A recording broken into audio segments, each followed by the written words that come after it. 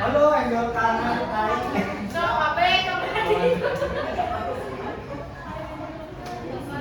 Angle kanan lagi ya udah.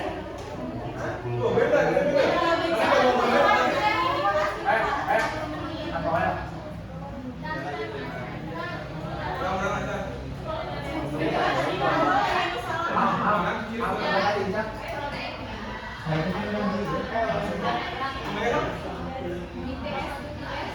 Oke, masih lagi nama. Baik, saya mulai saja. Assalamualaikum warahmatullahi wabarakatuh. Perkenalkan, kami dari kelompok 1.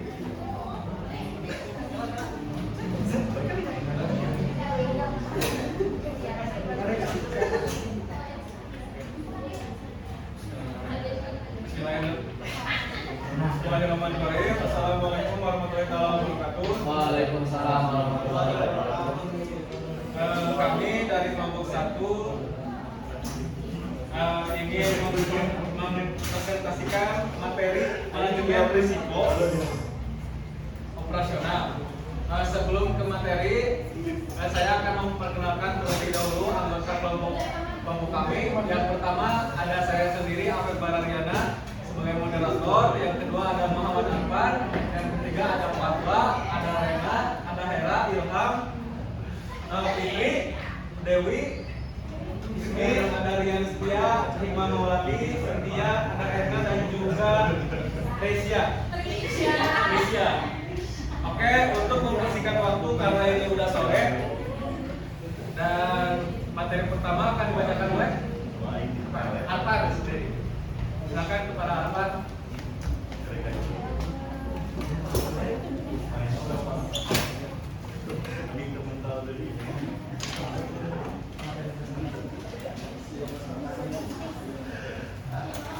Materi presentasi hari ini ada itu yang pertama ada identifikasi risiko, ada analisis risiko, ada mitigasi risiko dan pengendalian risiko. Untuk yang selanjutnya saya lanjutkan kepada Alpar untuk memaparkan materi.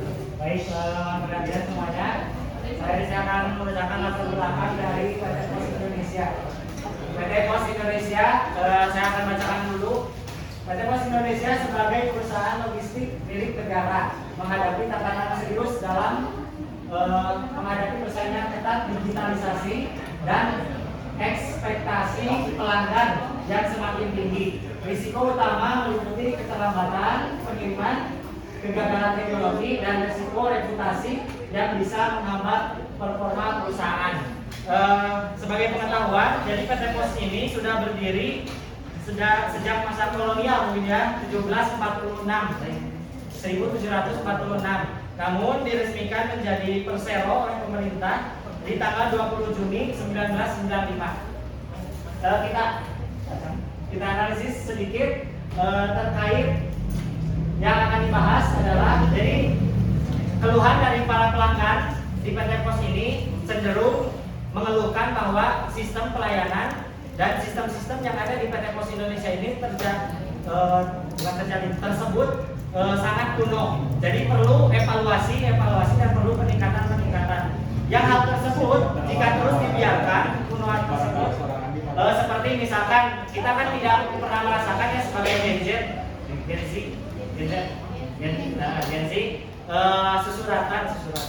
surat menyurat dengan pacar atau dengan keluarga kita yang jauh, kita tidak pernah merasakan. Nah, dulu itu adalah tugas dari petugas pos tersebut. Jadi para petugas pos adalah orang yang tidak pada bahkan yang menghadapi resiko yang semakin pesat khususnya di bidang teknologi. Maka ada inovasi-inovasi dan perlu analisis-analisis yang dilakukan, terutama analisis resiko. Terima kasih atas perhatiannya.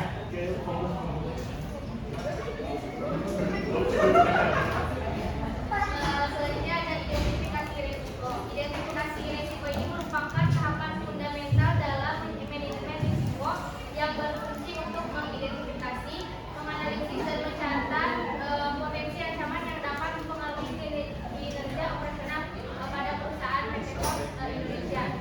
Kemudian ada faktor-faktor yang mendasari risiko dari PT POS Indonesia yang pertama ada faktor internal, yaitu keterbatasan infrastruktur teknologi yang belum sepenuhnya terintegrasi, dan yang kedua ada faktor eksternal yang meliputi dari kondisi geografis. Kemudian selanjutnya ada keterlambatan pengiriman yang disebabkan oleh kondisi geografis Indonesia, cuaca ekstrim, dan keterbatasan infrastruktur di daerah terpencil. Yang dari resiko ini dapat menyebabkan keterbatasan jumlah distribusi di wilayah terpencil, sehingga proses pengiriman membutuhkan waktu yang lebih lama. Dan dari resiko ini berdampak kepada yang pertama dapat menurunkan tingkat kepuasan pelanggan, dan yang kedua pelanggan cenderung beralih ke kompetitor yang memiliki infrastruktur dan layanan yang lebih baik, dan yang ketiga kerugian pelayanan perusahaan akibat kehilangan loyalitas pelanggan. Selanjutnya yaitu dari identifikasi resiko ada kegagalan teknologi. Kegagalan teknologi, implementasi teknologi baru menghadapi kendala seperti gangguan sistem dan keamanan data yang lemah. Yaitu penyebabnya ada proses digitalisasi melalui pengembangan aplikasi pos aja dan integrasi sistem teknologi baru menghadapi kendala teknis seperti gangguan server. Yaitu dampaknya akan dalam operasional termasuk pelacakan paket yang tidak akurat dan proses transaksi yang tertunda. Adanya potensi kebocoran data akibat keamanan cyber yang belum optimal. Dampaknya akan hilangnya kepercayaan konsumen kepada sistem PT POS Indonesia. Terus penyebabnya ada lagi adanya teknologi yang membutuhkan pelatihan intensif bagi karyawan agar dapat menjalankan sistem secara efektif. Dampaknya ada potensi kerugian finansial akibat gangguan proses layanan. Selanjutnya akan dijelaskan oleh Fitri. Selanjutnya identifikasi resiko. Di sini yang ketiga ada risiko reputasi. Implementasi teknologi baru menghadapi kendala seperti gangguan sistem dan keamanan data yang lemah. Untuk penyebabnya, di sini ada keluhan pelanggan terkait keterlambatan pengiriman, kerusakan barang atau layanan pelanggan yang kurang responsif. Untuk dampaknya, di sini Citra POS Indonesia sebagai penyedia layanan logistik yang handal dan menurun. Dampak jangka panjang berupa hilangnya kepercayaan pelanggan dan beralihnya pelanggan ke kompetitor lain. Pengurangan pendapatan akibat penurunan loyalitas pelanggan dan jumlah transaksi. Selanjutnya ada analisis resiko. Setelah proses identifikasi resiko dilakukan, langkah selanjutnya adalah menganalisis resiko untuk mengetahui tingkat probabilitas atau kemungkinan dan dampak dari setiap resiko. Berikut ada hasil analisis resiko. Yang pertama, keterlambatan pengiriman. Probabilitasnya tinggi. PT POS Indonesia sebagai penyedia jasa pengiriman memiliki resiko keterlambatan yang tinggi karena tergantung pada faktor eksternal seperti cuaca, kondisi lalu lintas, dan efisiensi rantai pasok. Dampaknya signifikan terhadap kepuasan pelanggan dan pendapatan perusahaan. Keterlambatan pengiriman dapat menurunkan kepercayaan pelanggan, berdampak pada citra perusahaan, dan menyebabkan kehilangan pelanggan tetap. Hal ini juga berpotensi meningkat pelayanan. Selanjutnya yang kedua, kegagalan teknologi. Probabilitas sedang dalam PT Pos Indonesia sangat tergantung pada sistem teknologi seperti pelacakan paket, manajemen logistik, dan sistem pembayaran digital. Risiko kegagalan teknologi mungkin terjadi karena serangan cyber, kerusakan perangkat, atau pembaruan sistem yang bermasalah. Dampaknya sangat tinggi. Jika terjadi kegagalan teknologi, hal ini dapat mengganggu keseluruhan sistem operasional, termasuk penerimaan, pemrosesan, dan pengiriman paket. Selain itu, dapat mengakibatkan keluhan pelanggan dalam skala besar. Selanjutnya, risiko reputasi. Otoritas sedang PT Pos Indonesia beroperasi di sektor jasa yang sangat bergantung pada kepercayaan pelanggan. Risiko reputasi dapat muncul akibat kegagalan layanan, pelanggaran keamanan dan pelanggan, atau komunikasi yang buruk dengan pelanggan. Satu dampak jangka panjang bagi perusahaan, risiko reputasi yang buruk dapat menurunkan legalitas pelanggan dan merugikan konsumsi kompetensi PT Pos Indonesia dalam jangka panjang. Hal ini juga dapat memengaruhi kemitraan bisnis dan pendapatan perusahaan secara keseluruhan. Selanjutnya akan kepada Ilham. Untuk yang selanjutnya yaitu evaluasi risiko.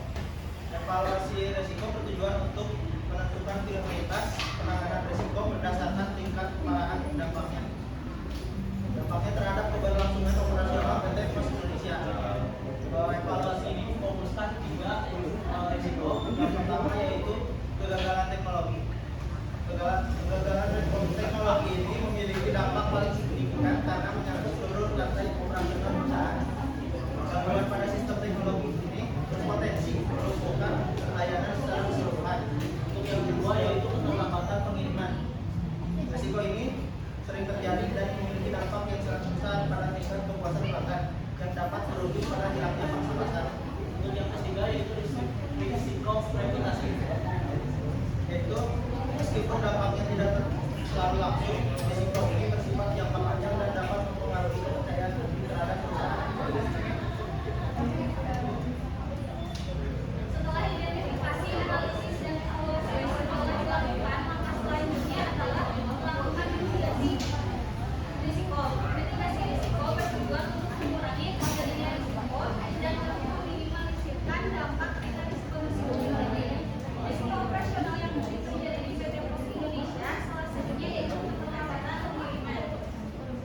Upaya mitigasi yang dilakukan oleh PT Pos Indonesia mengenai keterlambatan pengiriman ini meliputi optimalisasi jalur distribusi, pembagusan distribusi di daerah tertentu, dan kolaborasi dengan jalur swasta. Pada optimalisasi jalur distribusi, PT Pos Indonesia memanfaatkan teknologi real-time tracking untuk memantau pergerakan paket. Teknologi ini memungkinkan perusahaan mengatur paket dengan akurat dan memastikan paket tiba sesuai estimasi waktu. Yang kedua, menambah pusat distribusi di daerah terpencil. Dengan membangun pusat distribusi di daerah terpencil, maka akan memudahkan proses pengiriman dapat cepat karena jarak akan lebih dekat dan distribusi menjadi lebih efisien. Yang ketiga yaitu kolaborasi dengan mitra logistik swasta. PT Pos Indonesia bekerjasama dengan mitra logistik swasta untuk menjangkau wilayah dengan kondisi geografis yang sulit. Hal ini membantu membangun jaringan distribusi dan memastikan keberlangsungan paket. Selanjutnya dalam strategi mitigasi yang kedua ada dalam kegagalan teknologi. Dalam kegagalan teknologi ada dua yang bisa dimitigasi. Yang pertama peningkatan infrastruktur IT dan keamanan cyber. Dalam peningkatan infrastruktur IT yang pertama ada stabilitas sistem. Infrastruktur IT yang stabil memastikan operasi bisnis berjalan lancar tanpa gangguan. Hal ini melibatkan investasi dalam perangkat keras berkualitas, pembaruan perangkat lunak secara berkala, dan pemantauan performa sistem secara real time. Yang kedua, keamanan cyber. Ini mengintegrasikan teknologi keamanan seperti firewall, enkripsi data, dan sistem deteksi ancaman untuk melindungi dari serangan cyber. Implementasi keamanan berbasis cloud dan penggunaan VPN juga dapat menambah perlindungan. Yang ketiga, pemulihan bencana. Dalam mitigasi IT, pemulihan bencana membuat rencana pemulihan bencana dengan mencatatkan data secara berkala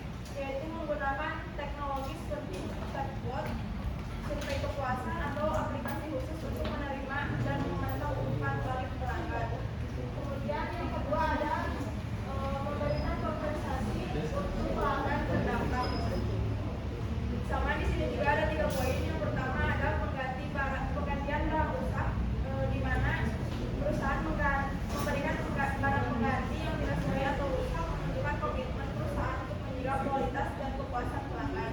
Yang kedua ada diskon layanan, yaitu menawarkan diskon sebagai bentuk permintaan maaf dalam meningkatkan loyalitas pelanggan. Kemudian yang ketiga ada penyelesaian proaktif, yaitu memberikan kompensasi tanpa diminta oleh pelanggan dengan menunjukkan inisiatif perusahaan untuk mengampuni dan memperbaiki kesalahan yang dapat meningkatkan kepercayaan diri.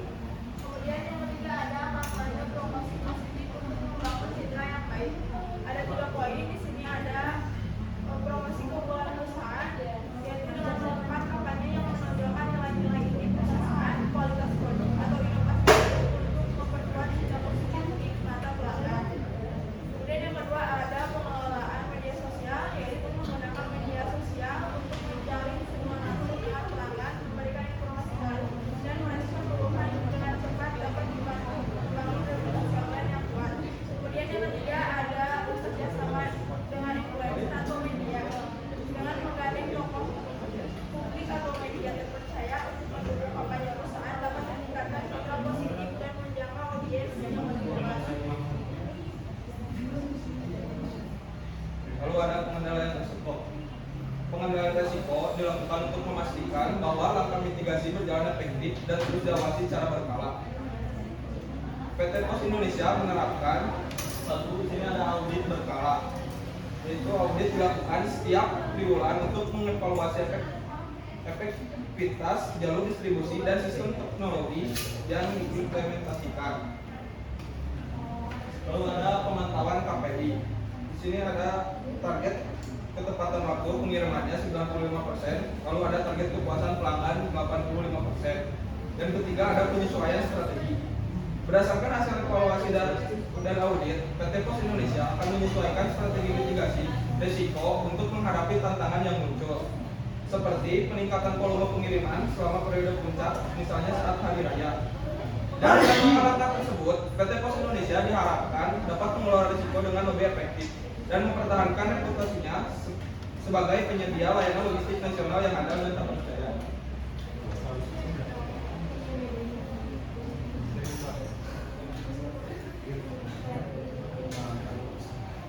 Dan untuk kesimpulannya, berdasarkan hasil penelitian dan analisis risiko yang dilakukan, dapat disimpulkan bahwa risiko utama dalam operasional KTP di Indonesia memberikan keterlambatan pengiriman yang disebabkan oleh kendala geografis, cuaca ekstrim, dan keterbatasan infrastruktur.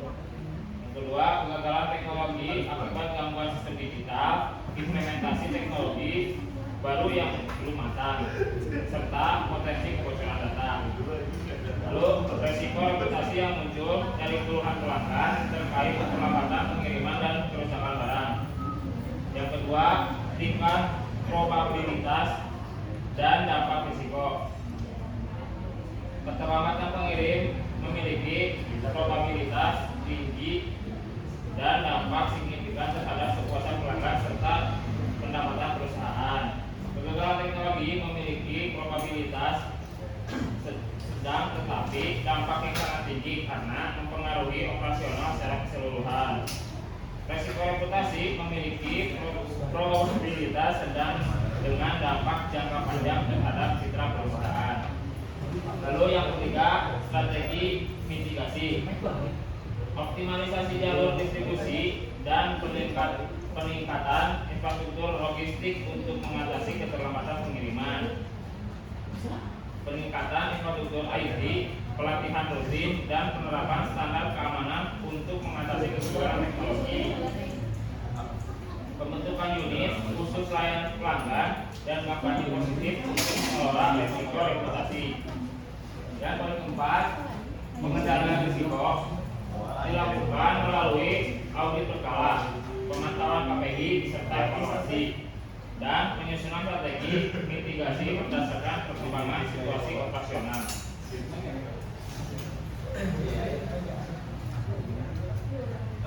Mungkin ada saran dari kelompok kami. Yang pertama yaitu tambah pusat distribusi di daerah terpencil. Yang kedua, lakukan uji coba sebelum implementasi teknologi baru. Yang ketiga, tingkatkan keamanan cyber untuk mencegah kebocoran data. Dan yang keempat, perbaiki sistem layanan pelanggan agar lebih responsif. Mungkin materi yang bisa dipaparkan oleh kelompok kami sekian. Selanjutnya ke sesi tanya jawab. Kepada yang ingin bertanya silakan. Oh, dan tampaknya oke, terima kasih, tidak ada yang bertanya. Sekian kami tutup presentasi ini. Terima kasih telah menjadi pendengar yang baik. Wabillahi taufiq wal hidayah. Wassalamualaikum warahmatullahi wabarakatuh.